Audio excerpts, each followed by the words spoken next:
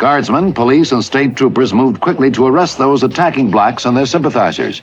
After 3 weeks of near anarchy, President Eisenhower ordered federal troops into Little Rock. Although the U.S. would launch its own satellite 1 month later, it would be a long time before Americans forgot that historical moment when they were number 2. There was once an America that people called the best days, where life moved slowly. Faith in tomorrow was unshakable, and happiness was found in the simplest of things.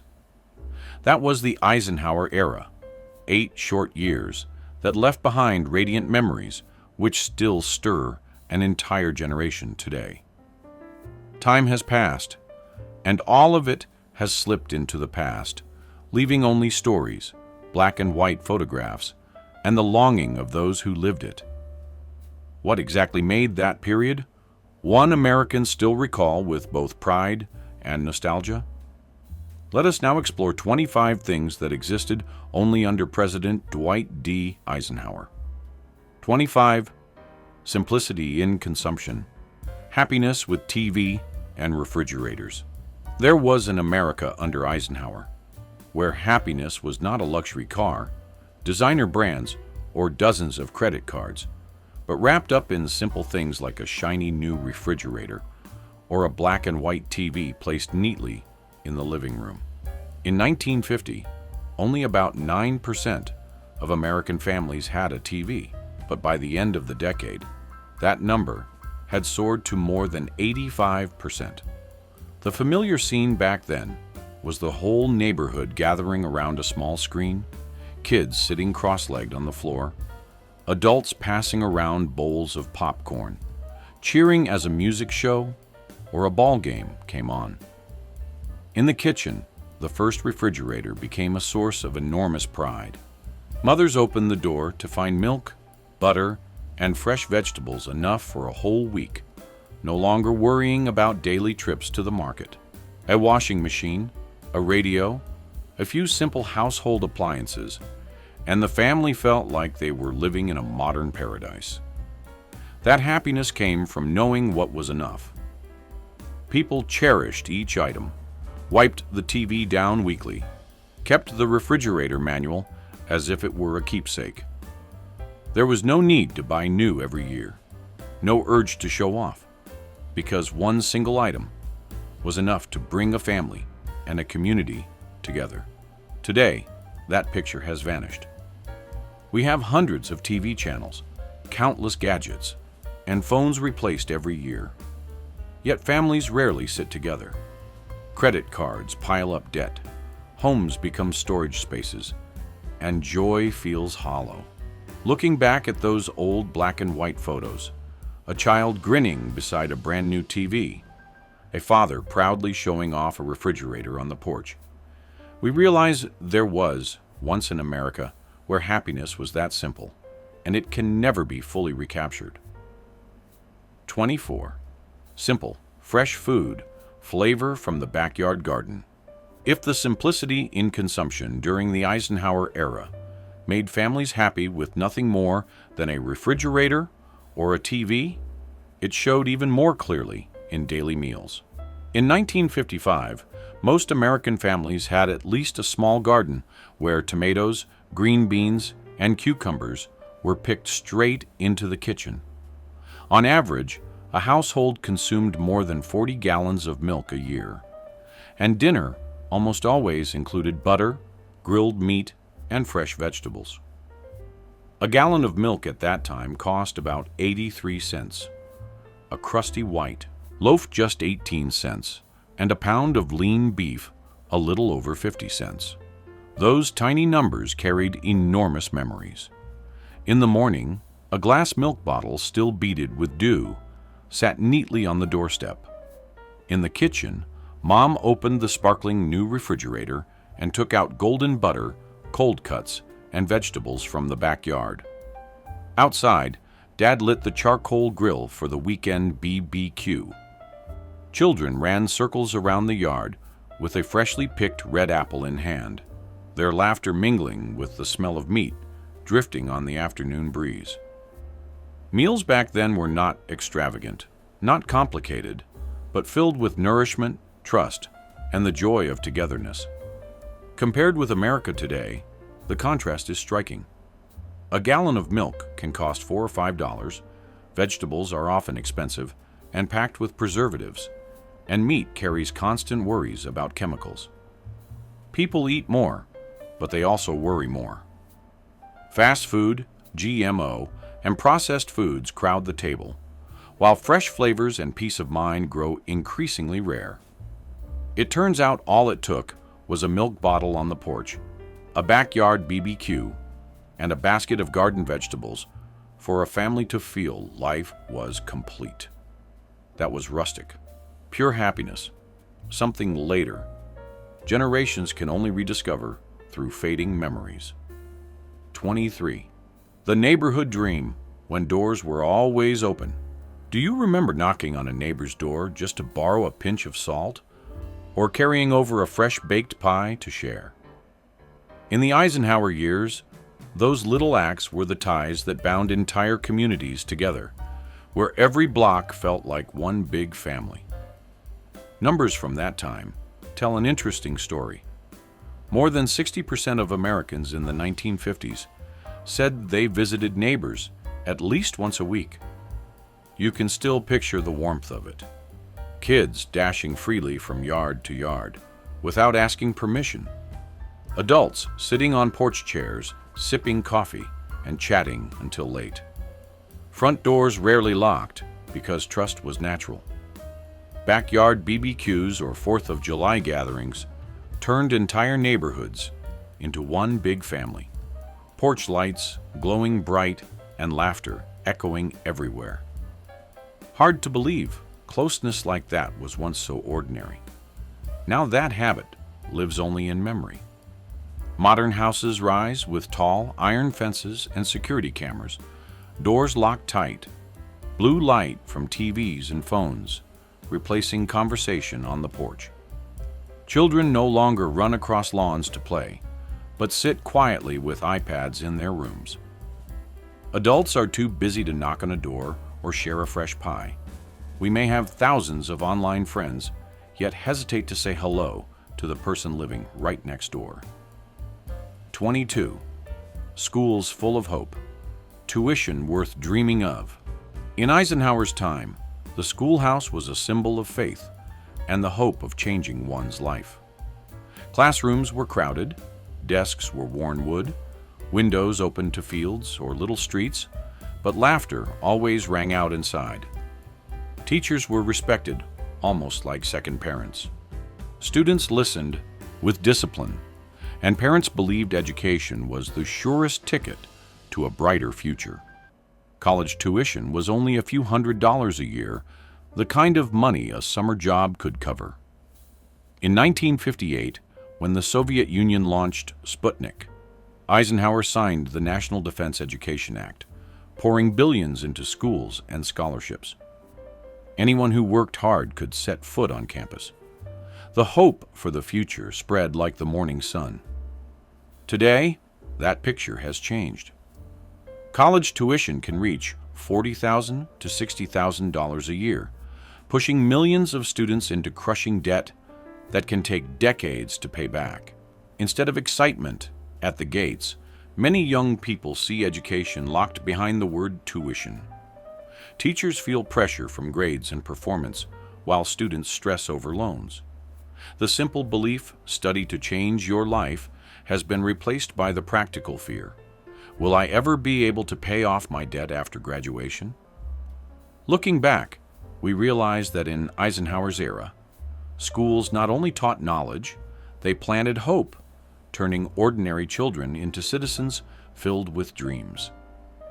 Today, amid material abundance, we have lost what was most precious, the belief that knowledge could bring freedom and happiness. 21st Sacred Sundays, the day of family togetherness. If you stepped into America of the 1950s, Sunday was not for overtime or frantic deadlines, but the day families slowed down and breathed together. In the morning, church bells rang through the suburbs, children dressed in their best, parents holding hands as they walked into polished wooden pews. When the service ended, The sky seemed wider, and peace spread through the neighborhood. By afternoon, the kitchen glowed with light. The smell of roasted chicken drifted from the new gas oven, blending with the cinnamon apple pie waiting to come out. Mashed potatoes creamy smooth. Green beans bright. A simple salad with tomatoes from the backyard. At that time, with chicken around 29 cents a pound and bread just a few cents a loaf, families could set a hearty table. But the true value was not in the food, but in the joy of gathering around that polished wooden table. Children chattered about school. Fathers spoke about fixing the porch roof. Mothers smiled while pouring more fresh milk into glasses. Doors stood open. Sometimes neighbors stopped by with a pie to share. Outside, the radio played gentle swing or crooner songs, a background for the bursts of laughter filling the house. Today, that warmth has faded. Dinner tables sit empty, replaced by boxed pizza, glowing phones, and work seeping into every moment. What was once the heartbeat of family life survives only in memory, a sweet memory of roasted chicken, warm apple pie, and the embrace of togetherness that nothing else can replace. 20. The golden age of American cars, the era of Bel Air and El Dorado. The Eisenhower years marked the glory days of American cars, when new highways stretched wide and gleaming steel ships became national icons. A 1957 Chevrolet Bel Air had a starting price of about $2,200, less than half the average American family's yearly income at the time. The Cadillac El Dorado, the most glamorous model, cost around $7,000, a high figure, but still within reach of the comfortable middle class. At that price, people did not just buy a car, they bought a dream, the freedom to cruise along freshly built interstates, the thrill of neighbors turning their heads at the shine of chrome. The Bel Air, with tail fins soaring like wings and red paint reflecting the sun, or the El Dorado, with its luxurious leather seats, gave owners the sense of mastering a new era. Fathers polished their cars on Saturday mornings. Kids sat in the back, listening to rock and roll on the radio. The whole family drove their Thunderbird to a drive-in theater. Those were the snapshots of happiness in the Eisenhower years. Today, the average new car costs more than $48,000, while incomes have not kept pace. American streets are filled with imported cars, compact and practical, but few carry the personality and glory of Made in Detroit. Legendary names like Bel Air and El Dorado now rest in museums or collectors' garages. The chrome brilliance that once lit up America's highways has become a memory, a golden memory, when cars were the proud four-wheeled symbols of a nation. 19. Brand new interstates, the ribbon of freedom. Do you remember the first time the whole family climbed into a shiny new Chevy, rolled the windows down, the wind rushing through your hair, and in front of you a straight road stretching all the way to the horizon? In the 1950s, Americans felt that thrill for the first time as the first miles of the interstate system were paved. It was the joy of gliding on smooth asphalt, laid out like a ribbon stretched across the sky. No smog, no traffic jams, no billboards crowding the view, only an open road leading into the horizon. Opening belief that freedom could now be measured in miles. The Federal Aid Highway Act of 1956 launched the building of more than 41,000 miles of interstate highways, the largest infrastructure project in American history, costing $25 billion at the time. Eisenhower, who had witnessed Europe's poor roads during World War II, knew that a vast nation could not stay connected without concrete arteries. And so, mile after mile was built, linking towns to cities, countryside to urban centers, erasing the distance between states. For ordinary people, the interstate was more than convenience. It created a new way of life. Families packed suitcases, sandwiches, and bottles of milk into the trunk of a Bel Air or Thunderbird. Kids laughing in the back seat. Parents driving straight to a national park, a beach, or a drive-in in the next town. Roads were open, no traffic, and every trip felt like an adventure. Today, highways mean traffic jams, toll booths, and crumbling pavement. Only, in the memories of those first generations, do interstates remain the symbol of a vibrant America where pressing the gas pedal felt like opening the road to the future. 18 lively towns, Main Street bustling with every convenience. Perhaps Main Street, the heart of small-town America, was never as vibrant and full of life as it was in the Eisenhower years. It was where everything came together. The ice cream parlor, open late with sundaes for just 10 cents. The movie theater, displaying hand-painted posters of the latest film. The little bookstore selling freshly inked copies of Life magazine. And the corner store lined with candy jars and glass-bottled sodas. People did not need to drive far, because all the joy and convenience of life fit within a few blocks. Happiness showed itself when kids rode bikes to the ice cream shop after school, cones in hand. When young couples strolled under neon lights, stopping for popcorn before stepping into the theater to watch Elvis Presley sing on the big screen. When families walked slowly, ducked into the 5 and dime for small purchases, and ended the evening with a meal at the local diner. Main Street was not just a place of business, it was the beating heart of the community, where everyone felt they belonged. And now, walk through many once bustling main streets, and you'll see empty storefronts, faded signs, and windows covered in dust. Even shopping malls that once replaced main streets have begun to fade into dead malls, silent and hollow. The contrast brings back waves of memory. Once a single street was enough to hold joy, convenience, and connection. Now, in a world of online shopping, we have lost the soul that once defined everyday American happiness. 17. Suburban boom, white picket fences, and the American dream. Owning a suburban home today may feel like a distant dream for many Americans, with land prices soaring and quiet neighborhoods slowly replaced by noise and crowding. But if we go back to the 1950s, under President Dwight D. Eisenhower, the idea of suburbia was more than just housing. It was a shining symbol of happiness and stability.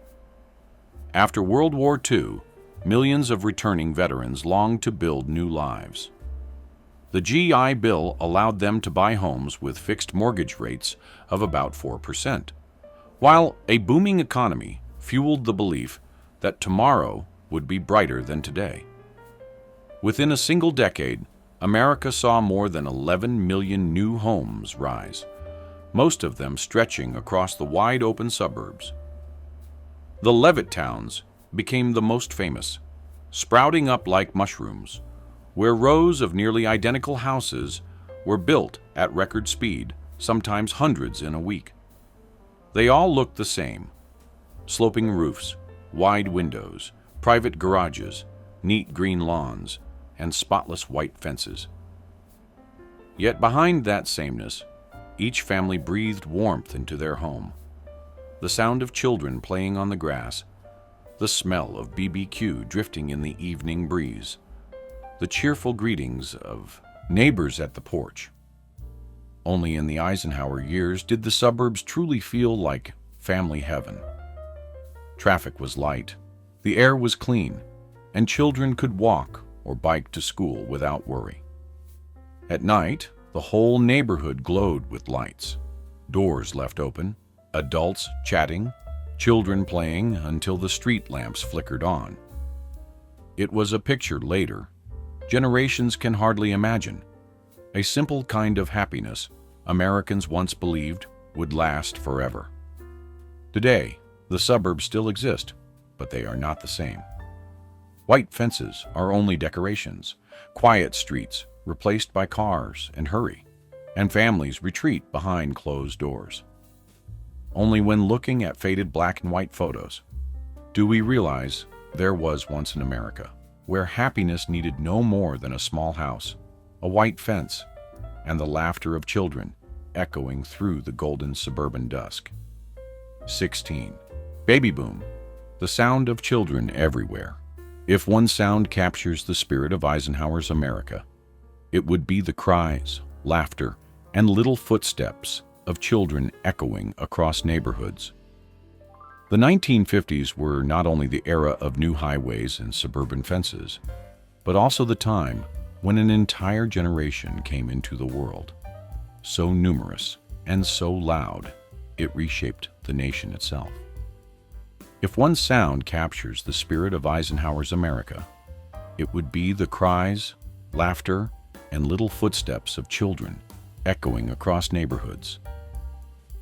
The 1950s were not only the era of new highways and suburban fences, but also the time when an entire generation came into the world, so numerous and so loud, it reshaped the nation itself. Between 1946 and 1964, nearly 76 million children were born in America, with the peak falling during Eisenhower's presidency.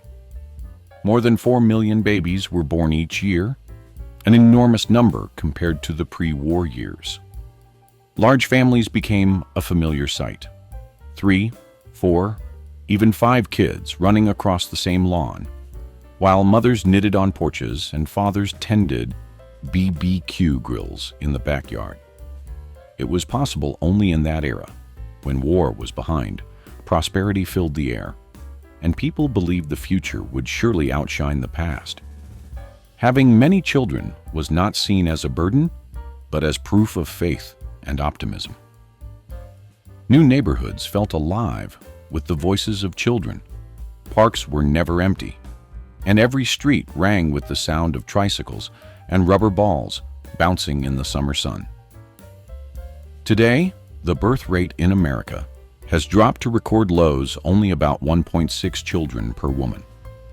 The once lively picture of neighborhoods filled with children has faded into a dream. Playgrounds are often empty. Baby strollers feel rare in vast supermarkets, and the phrase baby boom now exists only in history books and the memories of the old. 15. Drive-in movies, watching films from the car.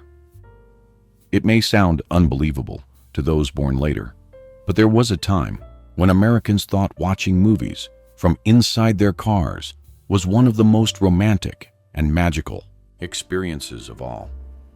Imagine a summer night, car windows rolled down, a breeze carrying the scent of grass, a giant screen glowing in the distance, and a bag of warm popcorn in your hands.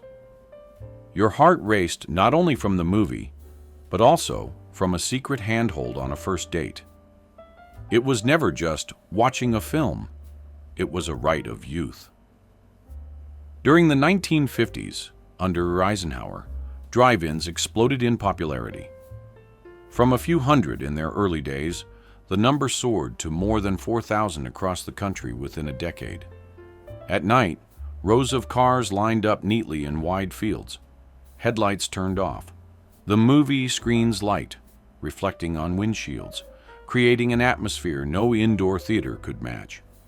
Families brought their own food, kids sat on the open trunk, adults leaned back to relax. For young couples, it was a private world, sweet and secret, where love quietly bloomed. This unique experience was possible only then, when cars had just become symbols of prosperity and movies still carried the wonder of new light. Though a few drive-ins still survive as heritage sites, the thrill of entire communities watching a film under the stars has vanished. Young people today may stream movies on their phones or visit modern theaters, but they will never know the powerful simplicity of sitting in a car, among hundreds of others, laughing, crying, and dreaming together as a generation. 14. Elvis Presley, the earthquake of American youth. If suburban homes and highways were the images of family happiness, then Elvis Presley was the flame that set young souls ablaze. The 1950s witnessed a phenomenon today's youth can hardly imagine.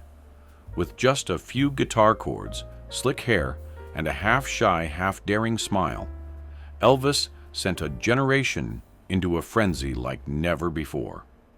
He did not just sing, he made American teenagers feel, for the first time, that music belonged to them. In 1956, Elvis appeared on The Ed Sullivan Show, and more than 60 million viewers, nearly 80% of all TV households, tuned in. His hip-shaking performance of Hound Dog set off screams across the nation, while parents sat frowning in the background, bewildered and helpless. The new pocket transistor radios became the proof of this revolution. Teenagers carried Elvis everywhere, turning music into the pulse of daily life. One young fan wrote, "Elvis didn't just sing to us. He sang what we didn't dare say out loud. That was the difference." Elvis was the dawn of youth music before the Beatles, before disco, before the idea of the teen idol. In Eisenhower's America, his name meant freedom, rebellion, and the hunger to live fully. Young Americans in 2025 may have countless idols from pop stars to K-pop groups, but no one can recreate that first moment when one man stood with a guitar and made an entire generation believe their lives had just changed. The memory of Elvis remains proof of a time when American youth found themselves through music. 13. Soda, fountain and jukebox, teen heaven. Can you believe there was once an America where teen paradise fit inside a tiny soda shop on the corner? No malls, no giant fast food chains, just a few shiny red stools, a polished counter, and the clink of a coin dropping into a jukebox.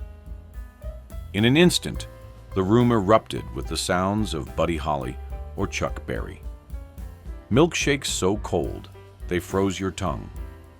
Vanilla ice cream melting sweetly, laughter ringing everywhere. This was the heaven of American teens in Eisenhower's time.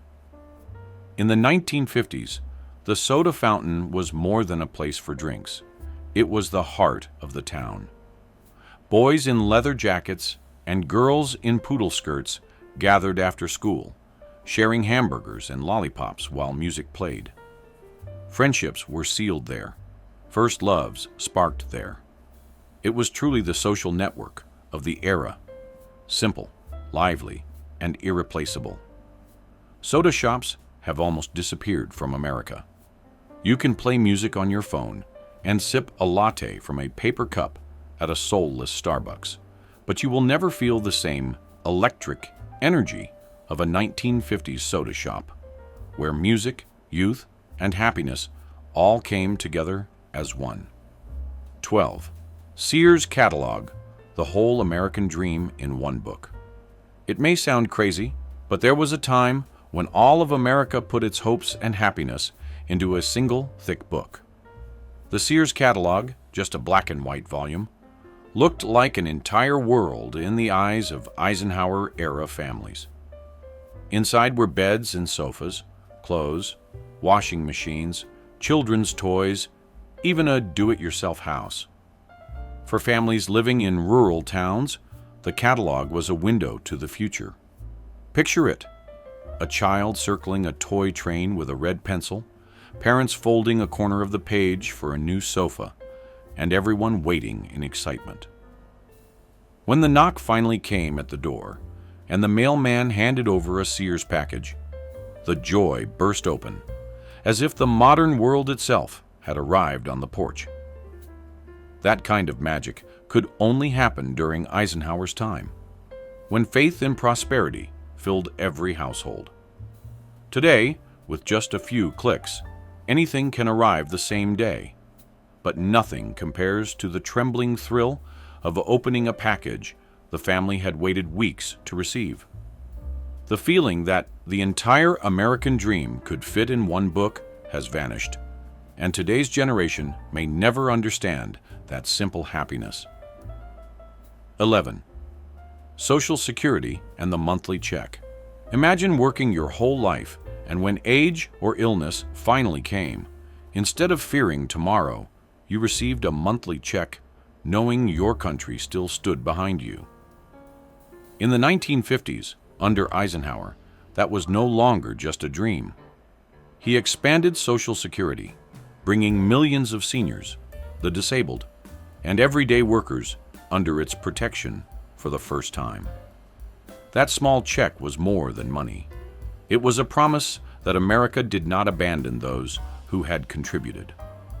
In suburban homes, parents smiled with relief.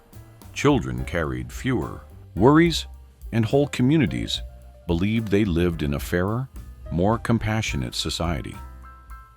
The memory of holding that check and feeling protected was a quiet happiness this generation struggles to grasp. Today, the program still exists, but it no longer inspires the same warmth or faith it did in Eisenhower's years, when a national policy truly gave people hope and security that lasted. 10. Hula hoop, when all of America spun together. Can you believe that a cheap plastic hoop once sent the whole country into a frenzy? In the late 1950s, the hula hoop arrived and instantly became a craze. From schoolyards and city parks to quiet suburban streets, everywhere you went, you could hear children's laughter as the hoop spun around their waists, arms, even necks. In just the first 2 years, more than 100 million hula hoops were sold, an unbelievable number that showed the nonsense yet pure charm of this toy. It was a one-of-a-kind moment when an entire nation shared the same simple joy. As time turned, children today are glued to phones, video games, and social media, while that innocent laughter on the street has faded away. A new generation may never understand the delight of spinning around, the joy of a happy America, where just a plastic hoop was enough to spark a nationwide craze. 9. Television dinner, a meal on an aluminum tray. It may sound hard to believe, but one of the icons of 1950s convenience came in the form of a tiny aluminum tray. The TV dinner, a frozen meal that could be heated quickly, was launched by Swanson in 1953 and became an instant sensation. Americans loved the idea. Roasted chicken, mashed potatoes, and green beans, eaten right in front of a brand new black and white TV. For suburban families, it wasn't just dinner, it was a modern experience where technology and daily life came together. Frozen convenience meals are everywhere now, but that first feeling of eating with the screen belongs forever to Eisenhower's America. 8. Polio vaccine, the joy of watching a disease disappear. If one memory blended science and humanity in this era, it was the day millions of American children received the polio vaccine. Before then, polio spread fear through every neighborhood, paralyzing thousands of children each year. In 1955, when Jonas Salk's vaccine was announced, Eisenhower's administration launched a nationwide immunization campaign. Within just a few years, cases dropped dramatically, and American parents breathed a sigh of relief. The haunting images of leg braces, iron lungs, and crowded hospital wards faded into the past. The joy of an entire generation knowing their children were safe. That was a happiness only those 1950s families could truly feel. 7. Credit card, the plastic ticket to consumer freedom. Before Eisenhower's years, shopping mostly meant cash or a store account at the local shop. But in the late 1950s, the Diners Club card and later American Express appeared, opening a brand new era. For Americans at the time, it felt like touching the future, a thin card that gave them the freedom to spend almost anywhere. It matched perfectly with the prosperity of the Eisenhower years, a belief that tomorrow would be brighter than today, that buying now and paying later was entirely possible. Today, credit cards are ordinary, even burdensome with debt, but that very first swipe, paying for a fancy dinner in New York or a hotel on a road trip, was an experience unique to that time. 6. Baseball, the weekend joy of the whole family. On weekend afternoons in the 1950s, Yankee Stadium or Ebbets Field shook with cheers. Fans packed the wooden bleachers, hot dogs steaming in their hands, sodas fizzing in cups, shouting the names of the Yankees or Dodgers. Baseball wasn't just a sport. It was America's national religion. Tickets were only a few dollars, so any working family could afford them. Parents brought kids, grandparents came along, and everyone shared in a simple, heartfelt world. It was an experience only possible in Eisenhower's time, when sports were still intimate and hadn't yet been smothered by heavy commercialization. Today, with games saturated in ads and tickets sky high, baseball has lost some of that closeness and warmth. 5. The small town fair, where the community came together. There was no internet, no social media, but Americans in the 1950s still had a heart of connection. The county fair. When it arrived, people flocked to the town square, holding hot funnel cakes dusted in sugar, eyes on the carousel glowing with lights, ears tuned to a local band playing cheerful tunes. For many towns, it was the biggest event of the year, a place to meet neighbors, play games of chance, and watch fireworks light up the night sky. Only in Eisenhower's America could a fair hold such warmth, intimacy, and the spirit of one community as one family. Today, fairs are busier and more commercial, but the feeling that a pastry and a neighbor's smile could make happiness has slowly faded away. 4th of July fireworks, when the American sky burst with pride. Every July 4th, the whole nation paused to look up at the sky. In the 1950s, under Eisenhower, that moment carried even more weight. Families spread blankets on the grass. Children ran around yelling. And then everyone grew still as fireworks shot upward, exploding into thousands of bright stars. It wasn't just entertainment, it was a declaration. America had won the war. America was strong. America was number one. Do you remember the pounding in your chest when the boom echoed and the crowd broke into cheers? Fireworks today may be bigger and flashier, but that innocent and heartfelt pride has faded. 3. Schwin bicycles, the wings of childhood freedom. American childhood in the 1950s was tied to something simple, yet powerful, the Schwin bicycle. It wasn't just for school or play. It was a passport to freedom. Picture a summer afternoon, a boy in a baseball cap, hair blowing in the wind, pedaling down endless suburban streets without a phone call, without needing to report home, because everyone trusted kids to be safe. The laughter, the impromptu races, the scraped knees, all became unforgettable memories. Today, kids rarely feel that kind of freedom. Bicycles are fewer, fears are greater, and childhood independence has shrunk. Anyone who grew up with a Schwin knows that happiness sometimes meant nothing more than riding far away with no one watching. 2. The Christmas Toy Catalog, the book that made dreams. Real Christmas in Eisenhower's America came with a magical ritual, the Sears Christmas book. Children sprawled on the floor, flipping through its thick pages, eyes glowing at toy trains, Shirley Temple dolls, or cowboy playsets. They circled their wishes in crayon and waited eagerly for the day Santa, really their parents, placed them under the tree.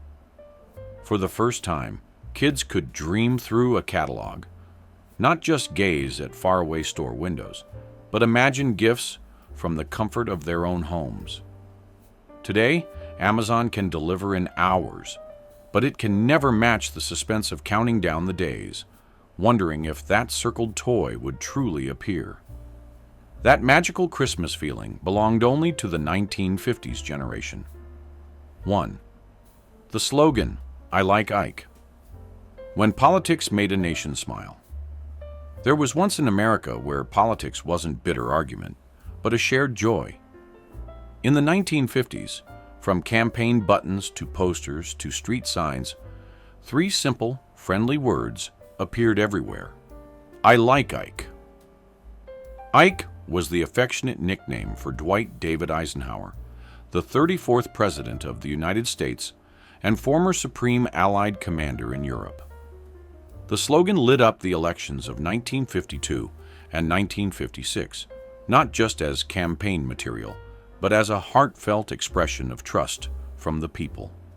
And whenever the words were spoken, faces lit up with smiles. No fancy phrasing, no complexity, just 3 words that bound millions together.